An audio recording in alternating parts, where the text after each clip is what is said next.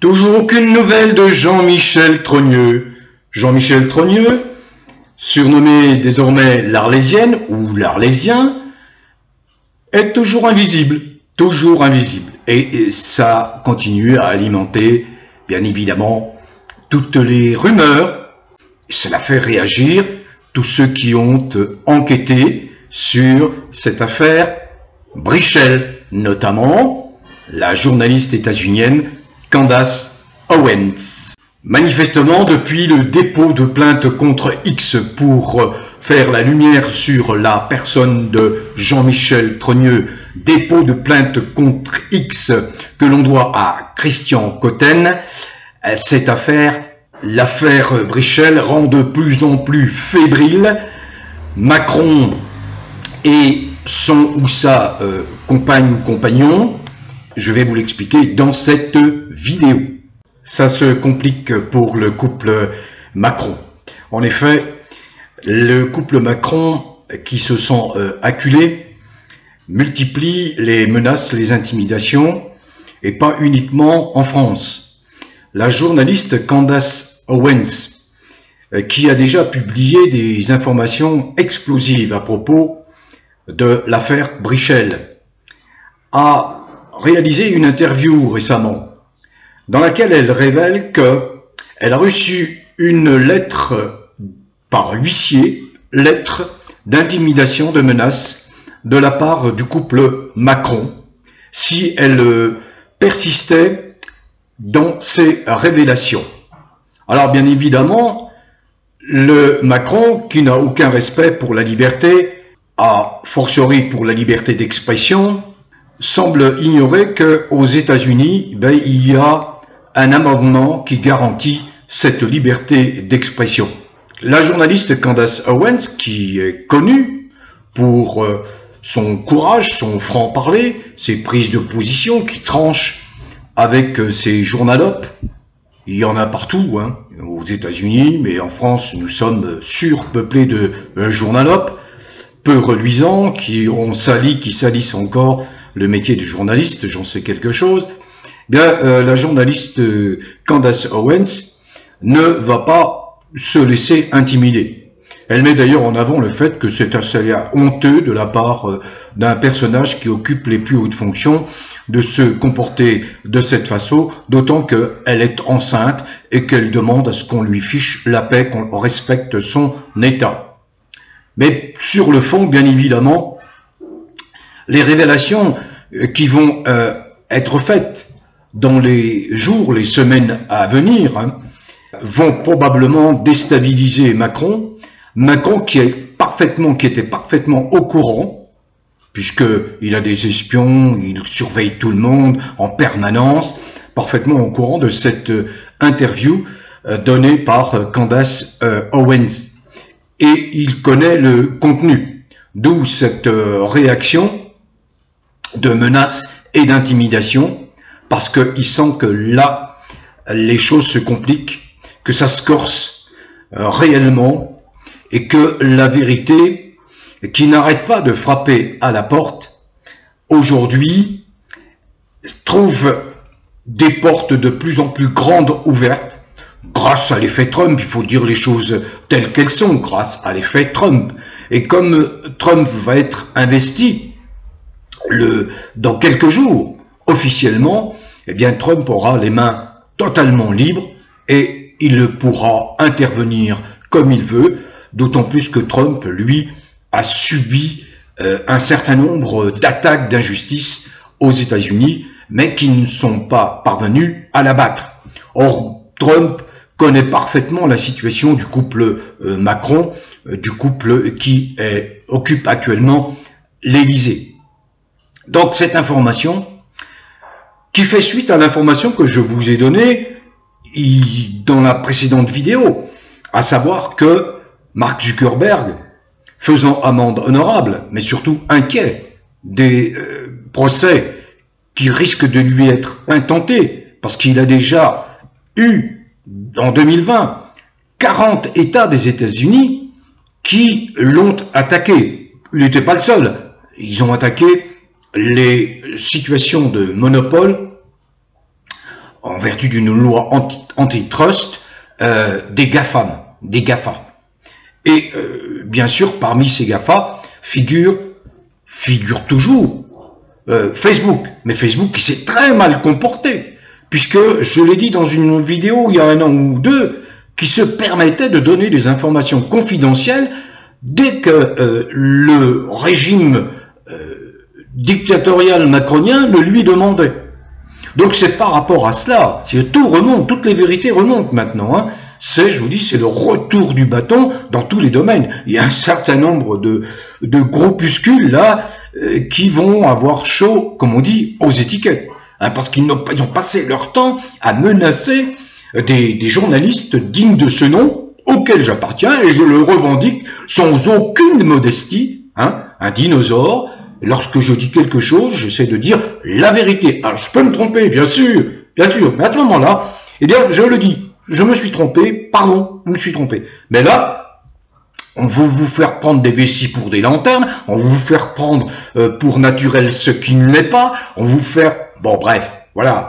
Donc, c'est fini. Toutes les vérités émergent. Notamment, je l'ai déjà expliqué, hein, à propos de cette fausse crise sanitaire. Vous imaginez les dégâts humains considérables. Regardez, une transition de gens, vous savez combien ça coûte à la sécurité sociale?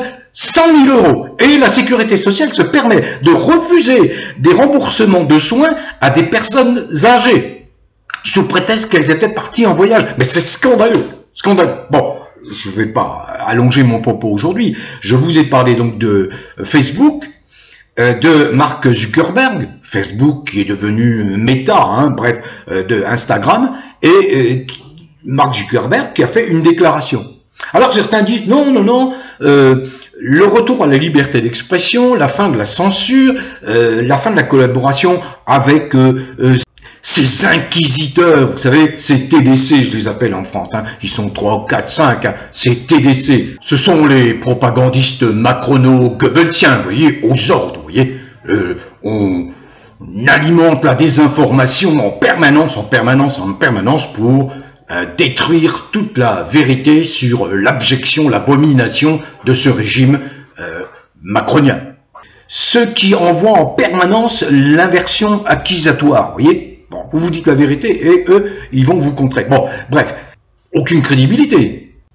Dans la déclaration de Mark Zuckerberg, il n'est pas dit du tout que ça ne concerne que les États-Unis. C'est une lecture un peu rapide. Alors je rétablis cela parce que, y compris les commentateurs, que je respecte, hein, bien sûr, hein, pensent que Zuckerberg a dit ça. Non, Zuckerberg a fait un état des lieux. Lui, il est états-unien, il parle de son pays, il dit ce qu'il va appliquer immédiatement sur l'ensemble de ses réseaux, et les réseaux ne sont pas limités aux États-Unis. Facebook est partout dans le monde. Sauf que Zuckerberg, à juste raison, dit le problème, c'est qu'il existe des lois en Europe qui sont contraignantes pour la liberté d'expression. C'est le Digital Services Act qui est un outil de censure contre la liberté des peuples, la liberté d'expression des peuples européens. Le problème, c'est que Macron, von der Leyen et tous les affreux chojos, hein, qui veulent instaurer une dictature en Europe, eh bien, vont tout faire, essaient de tout faire pour contrer Mark Zuckerberg.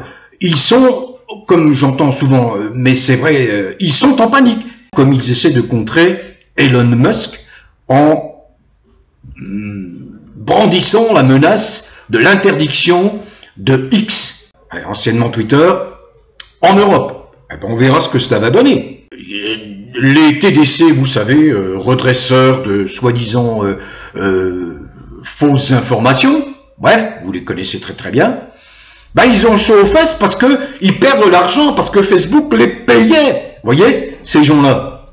Un peu, mais moi, c'est le monde à l'envers, où on marche sur la tête, avec des crétins, vous voyez, qui se sentent autoproclamés les censeurs. En réalité, ce ne sont que des inquisiteurs d'un régime absolument abject, infâme, qui confond la nature avec leur délire salace. Vous voyez, c'est ça le problème. Et au même moment, vous avez en France, alors ce que j'ai déjà dénoncé à moult reprises. L'annonce de la trahison du Parti Socialiste qui va probablement passer accord sur le plan budgétaire avec le Macron, avec le Bayrou. Honte absolue, hein. Bon, ça rend furieux les gens de la France Insoumise et on peut les comprendre. Il n'y a plus qu'un acte à accomplir en France, c'est de virer le Macron, virer ça ou son compagnon, on n'en sait rien, et les mettre face à la justice. Mettre Macron face à ses crimes, le gilet jaune, le Rivotril, etc., etc., les intimidations, les menaces. Regardez les agriculteurs, là, ils se déplacent, ils font une manifestation, on leur interdit de porter des bonnets jaunes, on les arrête, on les place en garde à vue, etc., etc. Mais qu'est-ce que c'est que ce pays? Et, eh bien, les socialistes y cautionnent. Ben oui, à partir du moment où ils ne conservent pas, où ils n'ont pas comme unique objectif de virer Macron le plus vite possible, qui est un fou allié, un cinglé, un déglingué, voyez. Alors en plus, on voit arriver sur le plateau des médias, il n'en manque pas une, hein. Il n'en rate pas une, les médias. On voit arriver, perruque jaune, qui vient, qui dit, mais mon mari, il est gentil, vous voyez, il aime les Français, c'est pas possible, les Français. Ah bon? Ah, bon, on ne s'en est pas rendu compte, vous voyez, c'est vraiment, c'est d'une indécence consommée, hein. C'est marquer un mépris souverain pour les gens, pour l'intelligence des gens, pour ce que nous sommes. Marquer un tel mépris, alors que la vérité va exploser. Compte tenu de la trahison des socialos, compte tenu de la trahison de les républicains, etc., compte tenu des positions timorées incompréhensibles du Rassemblement national, il ne faut rien attendre en fait des députés. Ils sont dans la magouille. Bon, alors c'est un abstentionniste convaincu qui vous le dit. Bien sûr, il ne faut rien attendre. Et là, je rejoins tous ces commentaires désabusés. Je suis bien d'accord avec vous. Mais quelquefois, il faut faire une exception. Quand on pense qu'on va pouvoir faire tomber Macron, comme ça a été le cas en 2017, comme ça a été le cas en 2022, bon, on y va. On y va. Et puis on s'aperçoit que ça n'a pas marché. Là, ce qui va faire tomber, et là je le confirme, je le dis répété, je ne suis pas le seul, hein. Beaucoup de brigittologues, bon, on dit ça, allez sur Précipus, allez sur le site de Lionel Labosse, Altersexualité, et bien d'autres, hein. C'est l'affaire Brichel. Et on est là, à peut-être quelques jours, quelques semaines, de la chute de Macron, avec l'interview de Candace Owens qui va apporter des éléments nouveaux à charge et qui vont peut-être faire enfin chuter ce psychopathe, psychosociopathe, pervers, narcissique qui est synonyme de très grand malheur pour notre pays depuis son arrivée, placé là par des oligarques mondialistes, criminels. Tout ce qu'avait prédit le professeur de psychiatrie Adriano Segatori s'est réalisé. Voilà, donc il est temps d'en finir. Alors une fois encore, j'appelle le Rassemblement national à respecter le vote de vos 11 millions d'électeurs.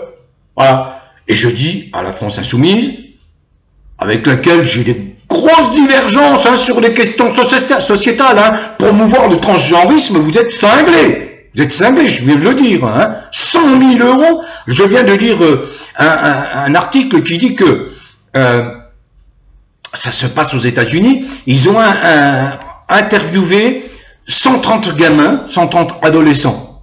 130 adolescents. Au moment où tous ces fous étaient dans le prosélytisme total, il fallait absolument convaincre les enfants, ces enfants-là, qu'ils n'avaient pas le sexe, qu'ils n'avaient pas le genre qu'ils avaient. Là. Ces 130 ont été réinterrogés, et sur les 130, parce que c'est un cheminement tout à fait naturel, hein, on passe de la puberté à l'adolescence, etc. Sur les 130, près de 90% qui avaient dit qu'ils voulaient changer de genre, On dit non, non, non, non, non, on n'a plus envie de changer de genre. Tout à fait naturel, voyez. Alors quand je vois la France insoumise s'engager sur ce terrain-là, contre nature, alors là, c'est carton rouge. Par contre, pour la destitution, alors bravo, bravo à la France insoumise. Et honte à ces traîtres de socialos. Mais peut-on être surpris? Donc, dans les jours ou les semaines à venir, ça va bouger. Mais ça va pas bouger du fait de ces traîtres de parlementaires, pour 90% d'entre eux, mais ça va bouger grâce à l'affaire Brichel. Bon vent à tous. Prenez soin de vous. Continuez à cultiver le bien-être et surtout portez-vous bien.